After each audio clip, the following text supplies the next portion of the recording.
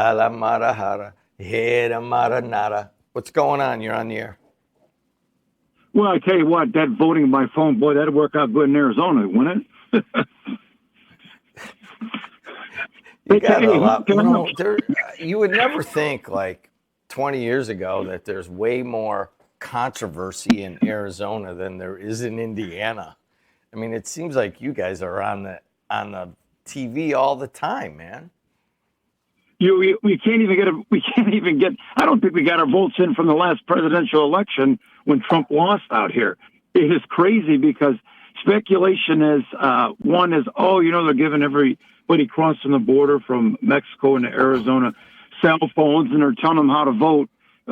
Could you imagine on election day they're down there handing out phones? All right, here's the guy to vote for. He's the one that let you come into the country. I don't think voting by phone would ever work. But not only that, but it's like, how would you keep track? And it's just, what record would you have to show that person even voted? And how about this? Say you found that old little paper joint in the ashtray, and you just said, I'm going to smoke on an election day. Won't that kind of hamper your thinking and maybe voting the wrong way? You bring up a good point. With is weed legal in Arizona? Yeah, you can walk, you can smoke pot, you can buy edibles. They're probably on every corner. They're like Walgreens on every corner. And don't you kind of want to have that person show up in person? I granted that Arizona has a lot of absentee ballots, but golly, I mean, who's underneath the influence on the telephone? And that's like saying every gamer who's a gamer should be able to vote. If they're playing video games, there should be a way that they can vote when they're playing video games. I mean, there should be a way. Maybe I'm old fashioned, but why can't they just go by a thumbprint, a fingerprint? That way, you know who the person is. Okay, if you need financial assistance, let's go by a thumbprint. So we really got a better grip on what's going on. But I would imagine that they figure that out to cut thumbs off in Arizona and find a way to vote that way. All right, Stanek, let me ask you a straight up question. When you were here in Hammond and you and my cousin were like the only, two of the most visible Republicans in the city, did you ever pick anybody up to take them to vote? You know what? I tell you what. Is that legal? I don't think that's legal, right? Right, it's not. I mean, you can't get away with that. You can't pull that off. Gather up a bunch of people at a convalescent home or something and take them to vote. Isn't that what? Remember Bosco Gurkinich? He went on trial for taking 11 people to vote or something like that. Well, they were going out like they were getting a bus. They're picking up people by the bus loads to go vote. Like, we got to go get people vote now. And the same thing is like, they call people up. That's not as bad. Like, hey, did you register to vote? And there were some instances where, and I don't think it was legal, is where they're going like, hey, if you need a ride to the polls, we'll get you to the polls. It's like, well, no, if you're going to vote, you should find a way to vote. If you want something, you find a way to go and get it. But yeah, I'm pretty sure it's legal, but I can tell you what, I've never done that. I've never seen it done underneath your cousin. And it was like, hey, we were old fashioned. We door knocked and just asked for votes and found out what you thought and what could we do to change your mind if you were thinking the other way. And there's a lot of times we get some heated conversations on people on the street, and sometimes your cousin would take the blame for things that he was never responsible for. But he always found a way to delicately talk around it, and somewhat with the background of us people that walk with him, kind of get him to look at things a different way. And that's what it's really about. Look at both sides of things. There's both sides. Truth is like a divorce. His side, her side, and then the truth. So there's three sides to everything. And sometimes you have to really weigh what you think would be the best. He's Steve Stanek, the philosopher from Arizona. How'd you like that up there I gave you on the motorcycle wreck? Come to find out, I want to clarify that was like gang motorcycle rivals. That's what that whole thing started with, that guy shooting a motorcyclist, walking away from where he shot him, and then his partner, that was a chase car, happened to see it and runs the guy over. And I kind of figured, I got a buddy of mine who's a retired fireman from Milwaukee, Jeffrey Dahmer's neighbor. He's got some great stories. And we were kind of talking, so how do you know about this motorcycle thing? He goes, well, I'm the vice president of the Axemen. So I said, okay, so what's the difference between that? He goes, no, they were a gang. There's a motorcycle gang and a motorcycle club. He goes, in Arizona, in order for them to be accepted in a motorcycle club, you know who has to give them the A-OK? You're not going to believe this. The Hells Angels. That's who runs every motorcycle club out here in this part of the country. And I guess if you're in the Midwest, it's the Outlaws. But they have to okay you to have the Arizona Motorcycle Club patch. I thought, wow. I go, that's kind of like a political organization. He said, oh, it goes deep. So that's a little food for thought. He's Steve Stanek clarifying, because we talked about this this case of where I think two motorcyclists came up to a stoplight and one shot the other, and then the next car ran over the shooter. And we're like, gosh, what about road rage, this and that? And thank you for sending the article. I saw that. And it turns out that it was gang related, which a lot of really vicious crimes are. So thanks for clarifying that. Dead air. Right now? No, a few minutes you said you had to go to the restroom. I say, now, I got to talk to Dr. William about that dead air thing, because he's dead on that. So wait a second. I'm messing with you, Jed. It wasn't dead air on the radio. It was just... Yeah. It was? Yes, it was. Yeah. It was dead. You said you had to go to the restroom, and all of a sudden it went off. Everything went off. You waiting on may have been off on my phone. Yeah. Maybe it was on my phone. Yeah, okay. I'm on the phone. So the people on YouTube and anybody waiting, they didn't get anything for the next 2.5 weeks. But everybody on the radio heard a bunch of spots. So, anyways. Okay. Now, I had a long conversation with Dr. Williams yesterday. Basically, I went in to cut some Christmas greetings. He basically have a lot of people calling in, wishing everybody a Merry Christmas on behalf of your family to the community. And so he do that every year. Ron, are you going to come in this time and do it? I said, you got it already from last year. Just play it again. So he has quite a few of those. But anyway, let me just go a little bit further here. You're talking about the voting and people fraud and stuff like that. I think that's a bunch of bunk. And I think having Michelle Fairman on there from the election board was really tough. Now, let me tell you, I've been a precinct committeeman for off and on for 25 years, I guess, because I'd taken Earlene Rogers' husband precinct because he got sick, and then I moved from Miller, and then I moved on the west side, and I didn't really want to be it anymore, but I thought it was necessary for me to do that, to be involved. And I will see a lot of fraud there. The election of Donald Trump, people still saying today that Donald Trump was stolen. That's a lie. That's a lie, and it caused a whole lot of problems too, trying to overthrow the government. By he knew right now. Donald Trump wants to be the top vote. You know who got more votes than anybody presidential election? You know who that person was? You wouldn't believe it. And I didn't believe it till I pulled it up. Joe Biden got more. He got something like 80 million people who voted for him, the highest of anybody, Republican or Democrat in America. Joe Biden. Are you aware of that? You're probably aware of that already, I'm sure. More people voted in that election. And he got more votes. Than any presidential candidate. Donald Trump, I always say that I got more votes. It's like, who cares? You win, it doesn't matter. Don't be like a kid. So I just have faith in right now that the election thing, way they do that, Jed. You said that you on there every year. They haven't had to go. And in other words, if nobody has voted in maybe 10 years, I think it's over 5. Let's put it that way. And it'd be good to have Michelle come on there one time and just break it down. But if they see an absent, like the gentleman just called, and he said, that that in Arizona, what they're saying, what they're doing, and stuff like that, and voting by phone and all that kind of stuff. That's crazy, you know. But when they see a absent, and the person could be dead, so if they ain't voted in 5 years, then you can be purged. They purge those people. I do know that. I'm speaking from self-experience. They purge them. And a lot of time I've seen people on there, and I say, you know, I'm a precinct committeeman. I got about 1,500 people in my precinct, very large precinct.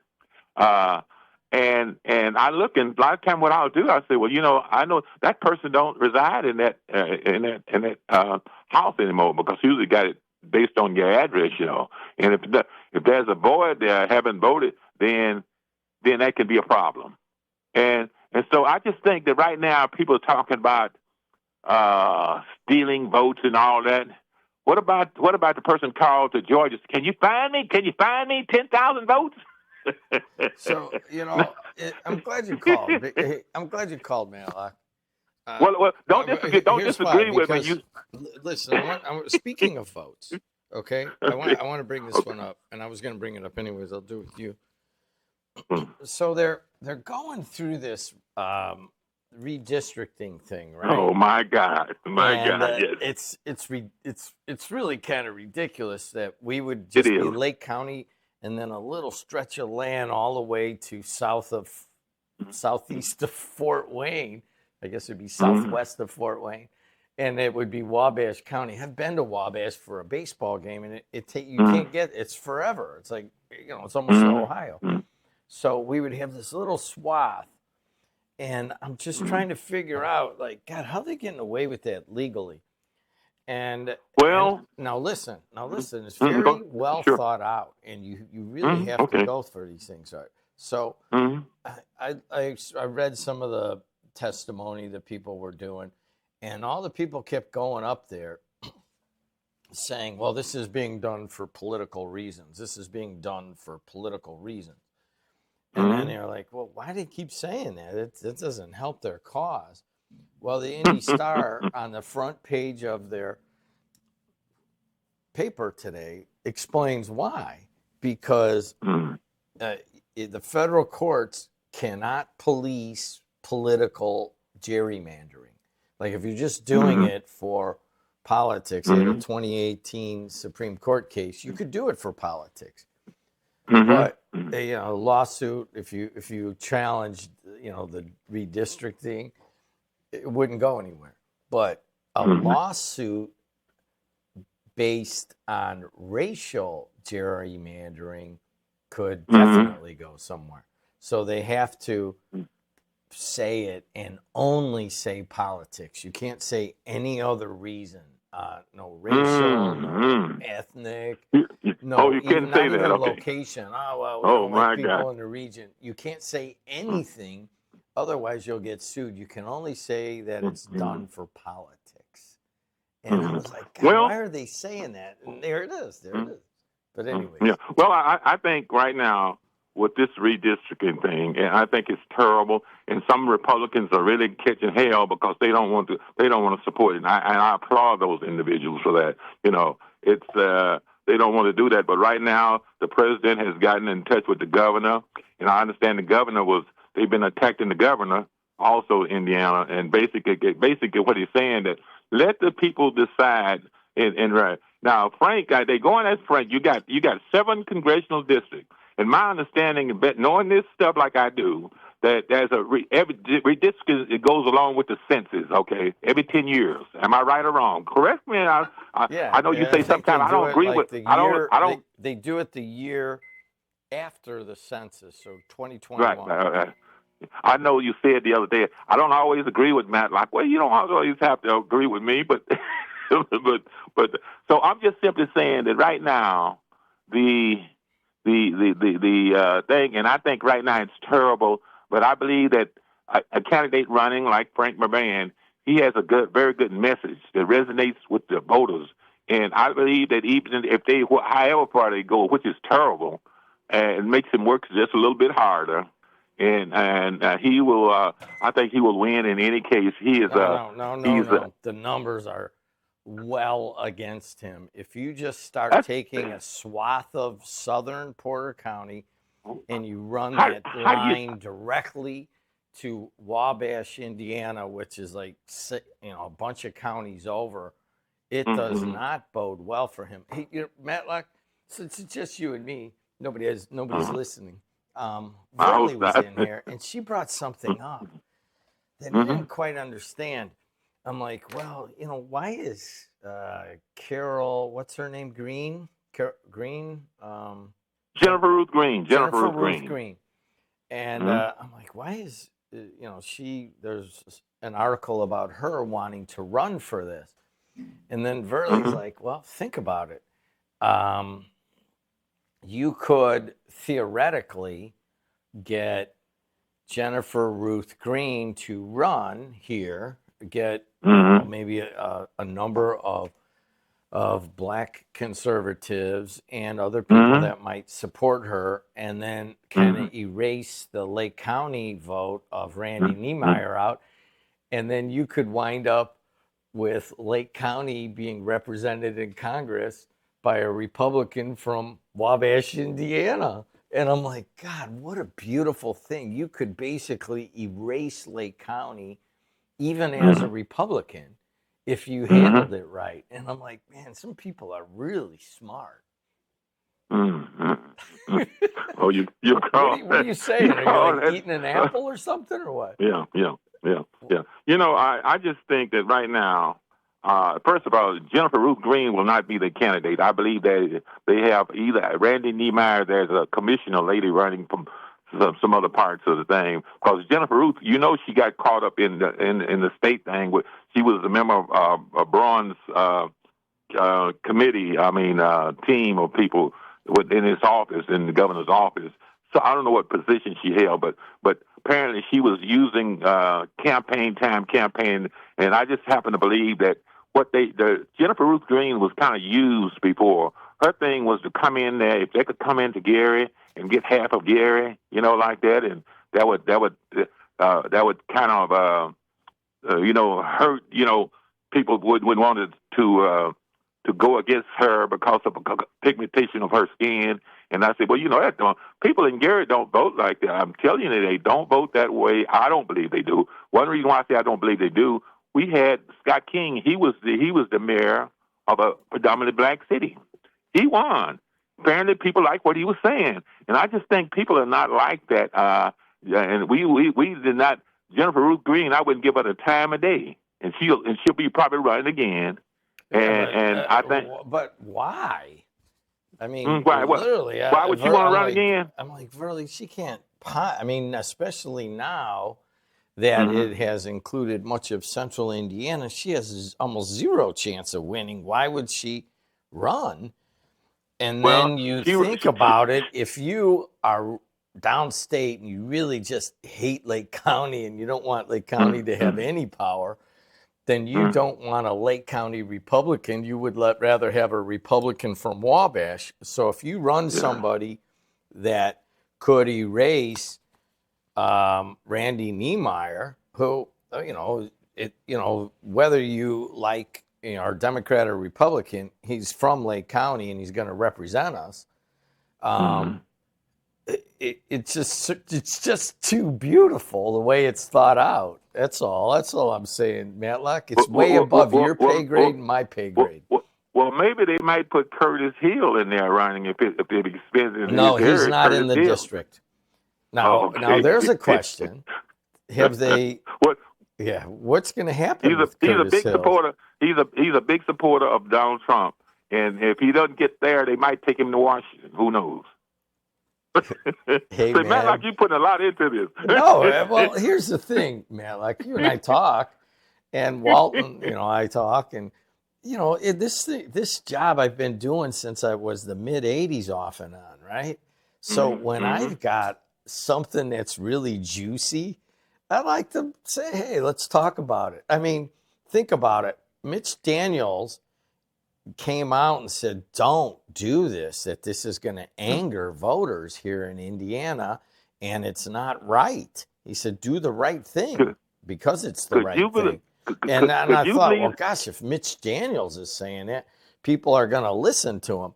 Hell no, man. It seems like the Trump-Braun thing is kind of taken over.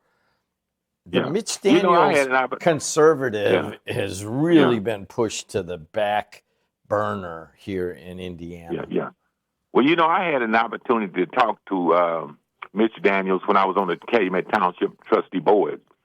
And he was at the time trying to get rid of. He said that Gary is using my computer corruption and stuff like that. And they wanted really township. No, the township thing is 1,008 townships in the state of Indiana, which is too many. We have probably 6 townships right here in Lake County. North Township, Calumet Township, and Hobart Township, and all those things. And why can't you have just a centrally located, or maybe the biggest city, and they have a trustee and a board member from that area? So, but again, reason that Mitch Daniels didn't want to do that because the majority of township people are in other areas. And Michelle, if you're listening, you could call in Jed. Jed might not believe Matlock, and some of the other people don't believe Matlock. And I know they don't agree with him, and that's irrelevant. I don't care about what they I'm just saying, give you some facts knowing what's happening. And so they said, well, no, we can't do that because the majority of the people township trustees are Republicans. And that's true in the state of Indiana. So they didn't want to get rid of it. That's one reason why the only thing that happened with Calumet Township, they went to North Township when we lost Griffith, and you know that. Yeah, that's water under the bridge. All right, Ron, I got to move on. I got a bunch of other people. Thank you. I love talking to you. You too. Even though I don't agree with y'all, Dan. Of course not. Talk to you. Bye. Hey, everybody. This is Jim Delo. That was a slice of the morning show from Thursday, December 4th of 2025. Don't forget, you can get my podcast on Apple, Spotify, wherever you get your podcasts. Trying to get a little bit more regular with it so that you can take that phone and put it under your pillow as you're getting ready to go to sleep if you somehow missed parts of the morning show. So I hope you like it, and I hope you like it on Apple, Spotify, wherever you get your podcasts.